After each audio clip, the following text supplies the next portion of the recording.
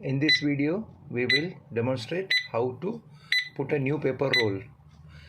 When the paper roll is completed, it will show this out of paper, new roll please, with the buzzer and the blinking of the LCD display.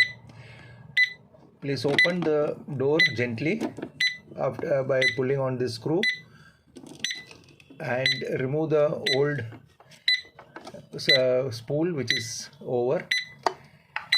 Take the new roll with the paper coming from the back side. Place it gently in the slot over here and guide the paper in this section where it is marked as insert paper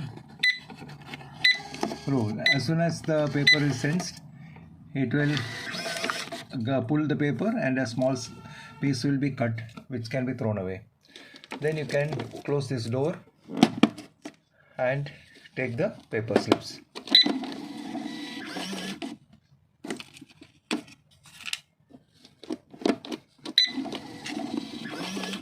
Thank you.